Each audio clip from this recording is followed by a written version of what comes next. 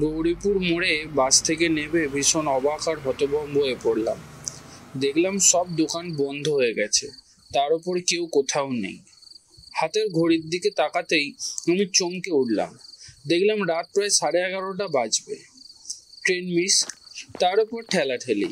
গুতোগুতি এড়ানোর জন্য দুটো বাস ছেড়ে দিয়েছি ঠিকই, তবে এতটা যে রাত হয়ে যাবে তা ভাবতেই পারিনি। হয়তো অতটা অবাক হতে হতো না যদি এতটা রাস্তা আমি ঘুমিয়ে না কাটাতাম। তা যাই হোক, গৌরীপুর মোড় থেকে মিনিট 30 সাইকেল জার্নি করলেই 3-4টে ছোট গ্রাম, আর একটা বড় ফাঁকা মাঠ পেরোলেই আমার গ্রাম। গৌরীপুর মোড় থেকে ডান দিকের রাস্তাটায় ঢুকে পড়লাম আমি। ইট বিছানো এই রাস্তাটাই সীতাগঞ্জ। এর সামনে দুটি রাস্তা ভাগ হয়ে গেছে, আর তারই একটা ছুটে গেছে আমার গ্রামের দিকে। ডান দিকের রাস্তাটা ধরে কিছুক্ষণ হাঁটার পর বাঁ পাশে একটি ছোট্ট বাড়ির বন্ধ দরজার সামনে এসে দাঁড়িয়ে পড়লাম।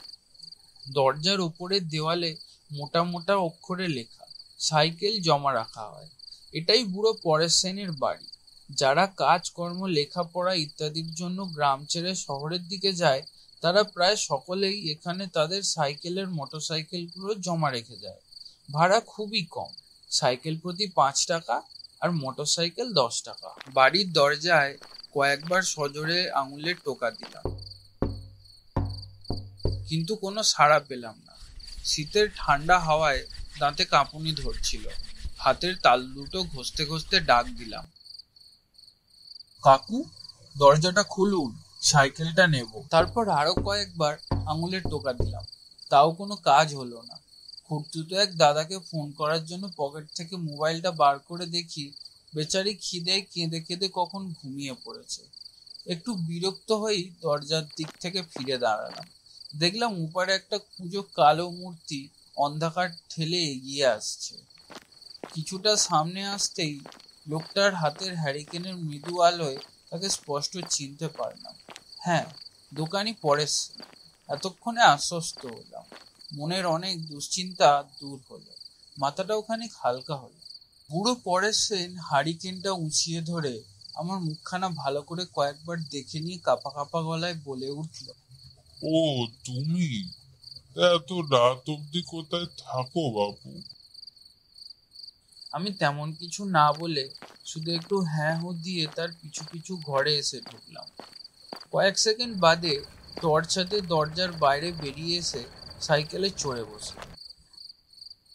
আর তৎক্ষণাৎ বাড়ির দরজাটা সশব্দে বন্ধ হয়ে গেল। ঠান্ডায় কাঁপতে কাঁপতে আমি সাইকেল চালাতে থাকলাম। হঠাৎই খেয়াল করলাম কাঁপা কাঁপা ঠোঁট দুটো আমার অজান্তেই কখন গুনগুনিয়ে সুর ভাঁজতে শুরু করে দিয়েছে। শিশুকালে পড়া সেই লাইনটাও মনে মনে আওড়ে উঠলাম, উহ আহ কেন করো, শীত লাগে তো গানটি ধরো। এভাবেই গুনগুন করে চলতে লাগলো আমার অভিযান। তা প্রায় 15-20 মিনিট সেভাবেই যাওয়ার পর হঠাৎ আবহাওয়ার হালকা পরিবর্তন অনুভব করলাম। ঠান্ডাটা বোধ হয় এবার একটু বেশিই হুল ফোটাচ্ছে। দেখলাম অন্ধকারে ডুবে থাকা বাড়িঘর আর গাছপালাগুলো কেমন যেন রহস্যময় দৃষ্টিতে তাকিয়ে আছে আমার দিকে। তারা যেন আমাকে ঘিরে চুপিসারে কি সব ফন্দি এঁটে চলেছে। শিরদাঁড়া বেয়ে ঠান্ডা কিছু একটা যেন নিচের দিকে অনবরত নেমে যেতে থাকলো। সাইকেলের প্যাডেল আমি আরো জোরে চাপ দিলাম, কিন্তু সাইকেলটা আগের মতো আর টানতে পারলাম না। পা দুটো যেন ঠান্ডায় জমে গেছে। মনে হলো সাইকেলের পিছনে কেউ যেন হিমালয় পর্বতটাকে বেঁধে দিয়ে গেছে, আর আমি কেতরে কেতরে সেটাকে টেনে নিয়ে চলেছি। ভয়ে শরীরের ভারসাম্য হারিয়ে ফেললাম। আরও একবার সাইকেলের গতি বাড়ানোর ব্যর্থ চেষ্টা করলাম, আর তখনই আমার ঠান্ডা দেহের বাম কাঁধে হিমশীতল হাতের থাবা এঁটে বসল। সাথে সাথে বিভৎস এক চিৎকার করে আমি সাইকেল থেকে গড়িয়ে পড়লাম। কাঁধের সেই জায়গাটা এখনো ঠান্ডা হয়ে রয়েছে, তবে থাবাটা যেন সরে গেছে মনে হলো। কয়েক সেকেন্ড বাদে আমি আস্তে আস্তে উঠে দাঁড়ালাম। ঘোর মাতালের মতো পা দুটো কেঁপে চলেছে, আর গলাটা যেন শুকিয়ে কাঠ হয়ে গেল। 2-3 বার ঢোক গিলে টিমটিমে টর্চের আলোয় চারপাশটা দেখলাম। তারপর ভয়ার্থ কাঁদো কাঁদো গলায় চেঁচিয়ে উঠে বললাম, কে তুমি? কি চাও? গলার আওয়াজ তো দূরের কথা, ছোটখাটো কোনো শব্দও কানে এসে পৌঁছালো না। আমি সাইকেলটা 2 হাতে চেপে ধরে আরো একবার চিৎকার করলাম, কে তুমি? কি চাও আমার কাছে? কয়েক সেকেন্ড কোনো সাড়া নেই। তারপর হঠাৎই এক সময় ঘন কালো অন্ধকার ফুঁড়ে ঠিক আমার কানের সামনে অশরীরীটা মৃদু আর ভয়ানক ভাঙা ভাঙা স্বরে বলে উঠল, আমি কে? কি হবে তা জেনে? সাইকেলটা চালা, দ্রুত চালা।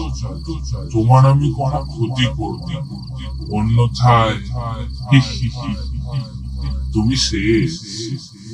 শব্দের সাথে বেরোনো তার মুখের ঠান্ডা বাতাস আমার এক কান দিয়ে ঢুকে অন্য কান ফুঁড়ে বেরিয়ে গেল, আর বীভৎস এক দুর্গন্ধে সারা গা গুলিয়ে উঠল আমার।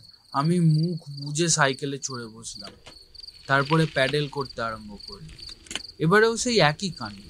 সাইকেল টানতে গিয়েও টানতে পারলাম না, কোনো রকমে গড়িয়ে চলবে যা। হঠাৎই আমার বাম কাঁধে ঠিক সেই জায়গায় আর পেটের ডান দিকে আবারও তীব্র ঠান্ডা থাবার উপস্থিতি অনুভব করলাম। অশরীরীটা আমাকে দু হাতে চেপে ধরেছে। দেহের ওই দুই স্থানের মাংসপেশি যেন জমে বরফ হয়ে গেল। এবার দেখলাম সাইকেলটা সজোরে ছুটছে। বুঝতে পারলাম না কোন দিকে ছুটে চলেছি আমরা। সাইকেলটা থামানোর জন্য সজোরে ব্রেক কষলাম, তবুও থামাতে পারলাম না। গাছপালা, ঘরবাড়ি ফুঁড়ে সাইকেলটা এগিয়ে যেতে থাকলো। একসময় সাইকেলটা 3 মাথার রাস্তার মোড়ে এসে নিজেই দাঁড়িয়ে পড়লো। চিনতে পারলাম আমি সেই রাস্তা। এটা তো সীতাগঞ্জের মোড়। মোড়ের বাম দিকের রাস্তাটায় নামলেই আর 10-15 মিনিটের পথ। প্রথমেই পড়বে সেই ফাঁকা মাঠ, তারপর আমার গ্রাম। মনে পড়ল মাঠের মাঝখানের ভৌতিক শ্মশানটার কথা। কত না আজব আর কত না ভয়ঙ্কর সব কাণ্ড ছোটবেলা থেকে শুনে এসেছি তাকে ঘিরে। গ্রামের লোকেদের বলতে শুনেছি ওই শ্মশানে গভীর অমাবস্যার রাতে সারা রাত জুড়ে চলতো ভূতেদের তাণ্ডব, আর পথিকদের ভুল পথে চালিত করে তারা মজা দেখত, আর তাদের থলের ভেতরে থাকা খাবার দাবার, ফলমূল সবই নিয়ে চলে যেত। ঘণ্টাখানেক আগে অবধি আমি এইসব ঘটনাগুলোকে একটুও পাত্তা দিইনি, কিন্তু আজ এই গভীর অমাবস্যার রাতে দাঁড়িয়ে এক বীভৎস নতুন অভিজ্ঞতার শিকার হলাম। ঘটনা, রটনা আর বিশ্বাস অবিশ্বাসের মাঝের সুদৃঢ় প্রাচীরটা যেন নিমেষেই এক উন্মত্ত সাগরের ঢেউয়ে বরফের মতো গলে গেল। অবশেষে এসে পৌঁছালাম শ্মশানের রাস্তাটায়।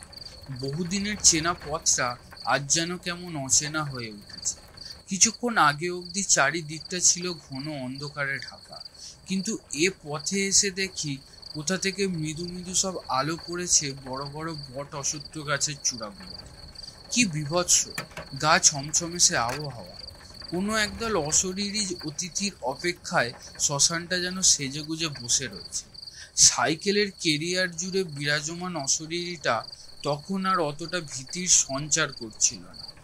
তার ঠান্ডা হাতের থাবাটাকেও আমার দেহ মানিয়ে উঠেছিল। মনে মনে ভাবলাম, একবার এই মাঠটা পেরোতে পারলেই বাঁচি। পিছনের অশরীরীটা কোথায় চলেছে? আমার সাথে সাথেই বাড়ি অবধি যাবে নাকি কে জানে। এই সকল ভাবতে ভাবতে হঠাৎই এক জোরালো ঠেলা খেয়ে আমি সাইকেল থেকে ছিটকে রাস্তা দিয়ে গড়িয়ে পড়লাম সামনের উল্টো দিকের নিচু মাঠে। মাঠের মাঝে চিত হয়ে পড়েই দেখলাম রাস্তার ধারের বটগাছটার ডালটা ধরে কেউ যেন হুড়মুড় করে গাছে চড়ে বসলো।